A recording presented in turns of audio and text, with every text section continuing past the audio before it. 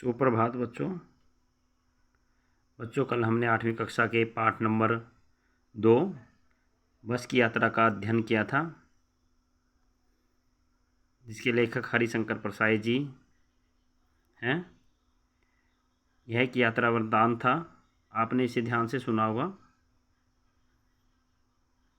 तो क्या था उसमें, 5 दोस्त होते हैं, वो यात्रा पे जाते हैं। तो आते हुए उन्हें एक बस मिलती है जिसकी हालत बहुत ही जर्जर, बहुत ही दयनीय थी। तो उसे देख के लेखक और उसके दोस्त एक दूसरे पे व्यंग करते हैं, एक दूसरे का मजाक उड़ाते हैं और बस का भी मजाक उड़ाते हैं। तो प्यारे बच्चों, कल हमने जो अध्याय पढ़ा था, आज हम उस अध्याय के जो मुख्य प्रश्न उत्तर बनते हैं उनका अध्ययन करेंगे। मुझे आशा आप इसे ध्यान से सुनेंगे और इसे याद भी करेंगे। और जिन बच्चों नोटबुक पूरी नहीं है, तो वो इस वीडियो को बीच में रोक के इन प्रश्न उत्तरों को अपनी नोटबुक में नोट भी कर सकते हैं। तो प्यारे बच्चों, पाठ का नाम क्या था? बस की यात्रा। लेखक हरिशंकर परसाई। तो अति लघु प्रश्न उत्तर करते हैं। भाग का सबसे पहले प्रश्न नंबर 1, समझदार लोग किस बस में सफ़र नहीं करते थे? कौन सी बस में सफ़र नहीं करते थे बच्चों? समझदार लोग शाम वाली बस में। कौन सी बस में? शाम वाली बस में। बस की अवस्था कैसी थी? बस की अवस्था कैसी थी बच्चों? बस की अवस्था वृद्ध थी। वृद्ध थी मतलब बहुत ही जर्जर, मतलब बहुत बूढ़ी हो चुकी थी। कहने का भाव ये है कि वो बहुत ही पुरानी हो चुकी थी और बूढ़ी हो चुकी थी। अगला प्रश्न क्या है बच्चों? हमें बेटों की तरह प्यार से गोद में लेकर चलेगी, ये शब्द किसने कहे थे? ये शब्द किसने कहे थे बच्चों कि यह बस तो हमें अपने बच्चों की तरह, बेटों की तरह गोद में बिठाकर लेकर चलेगी? तो किसने कहे थे बच्चों? डॉक्टर मित्तर ने। डॉक्टर मित्तर ने कहे थे। किसने कहे थे बच्चों? डॉक्टर मित्तर ने। तो अगला क्या है बच्चों प्रश्न? बस का रास्ते में एकाएक रुकने का क्या कारण था? क्या कारण था बच्चों? पेट्रोल की टंकी में छेद होना। क्या था बच्चों? पेट्रोल की टंकी में छेद होना। इस पाठ में गांधी जी के किन आंदोलनों की उल्लेख है? किन आंदोलनों की चर्चा की गई है इसमें पाठ में? सविनय अवज्ञा आंदोलन व असहयोग आंदोलन। सविनय अवज्ञा आंदोलन और असहयोग आंदोलन, ये 2 आंदोलन थे बच्चों जो महात्मा गांधी जी द्वारा चलाए गए थे आज़ादी की लड़ाई के दौरान। तो प्यारे बच्चों, अब हम अगले पेज पे आ गए हैं। अगला प्रश्न देखते हैं बच्चों।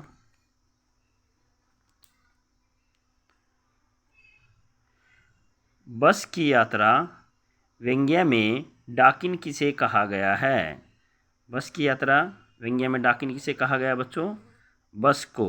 किसे कहा गया है? बस को कहा गया है। बस की रफ्तार कितनी हो गई थी? बस की रफ्तार कितनी थी बच्चों? बस में लेसन पाठ में बस की रफ्तार कितनी हो गई थी? 15 से 20 मील। 15 से 20 मील।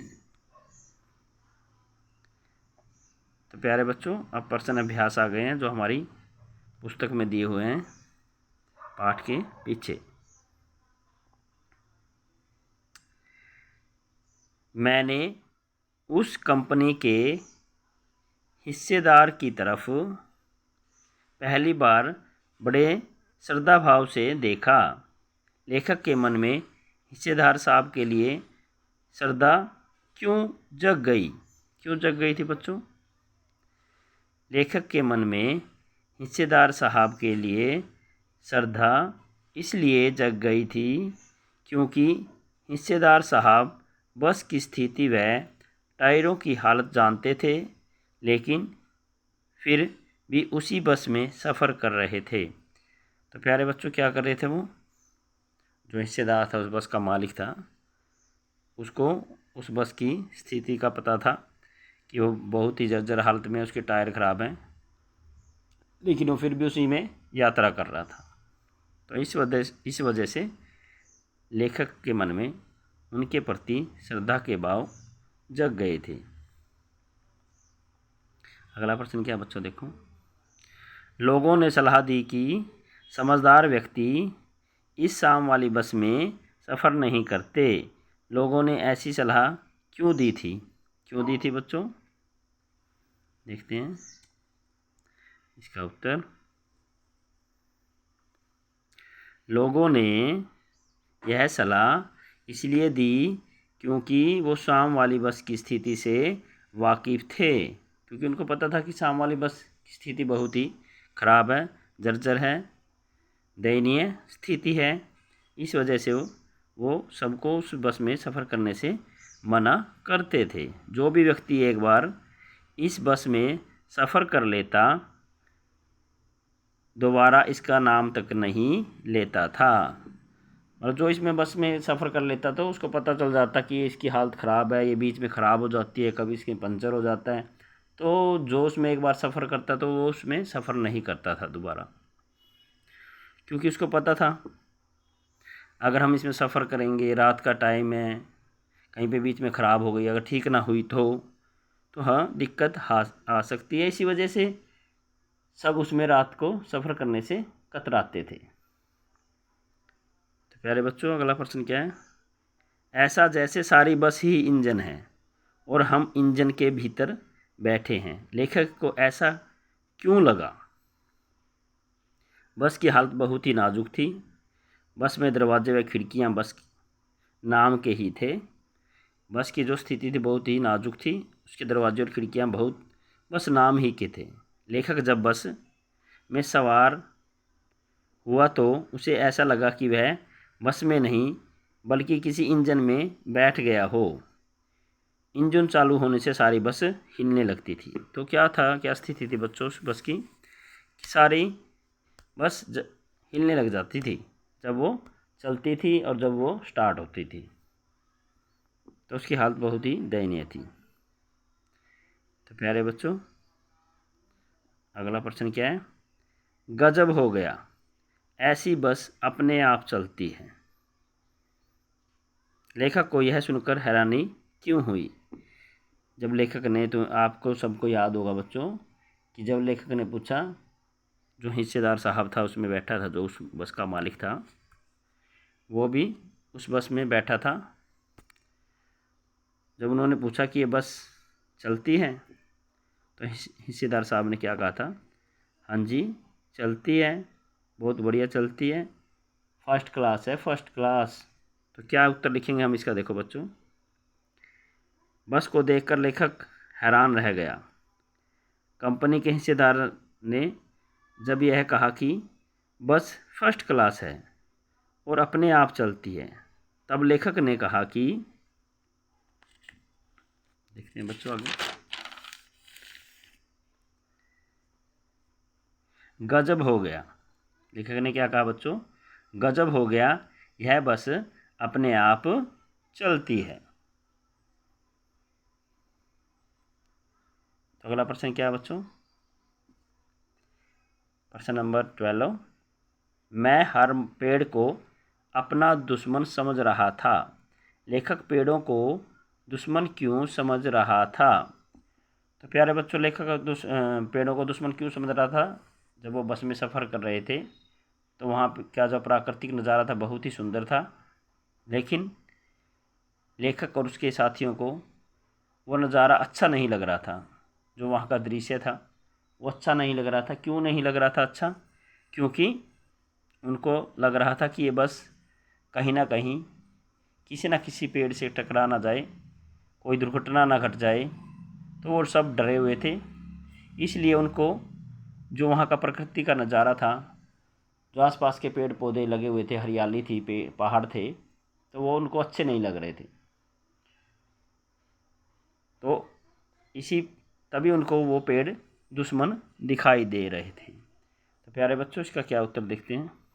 बस की हालत बहुत ही ख़राब थी। लेखक का मन प्रकृति की चीज़ों को देखने में नहीं लग रहा था। उसे हरे भरे पेड़ इसलिए दुश्मन लग रहे थे क्योंकि बस के ब्रेक कभी भी फेल हो सकते थे और वह बस उनसे टकरा सकती थी। तो प्यारे बच्चों, उनको ये लग रहा था कि कहीं इस बस के ब्रेक फेल ना हो जाएं और बस इन पेड़ों से न टकरा जाए, इसलिए उनको उस बस में डर लग रहा था और वो पेड़ जो आसपास उगे हुए थे वो उनको अपने दुश्मन लग रहे थे। तो प्यारे बच्चों, मुझे आशा आपने इसे ध्यान से सुना और इसे जो मुख्य बातें हैं उनको नोट भी किया होगा। प्यारे बच्चों, इनके प्रश्न उत्तर आप सबने याद करने हैं। छुट्टियों के बाद आपका टेस्ट होगा और जिन बच्चों की नोटबुक पूरी नहीं है, किसी बच्चे की रहती है, शायद रहती हो, तो वो अपनी नोटबुक पूरी कर लें। तो आज के लिए बस इतना ही। प्यारे बच्चों, आज का दिन आपके लिए शुभ हो।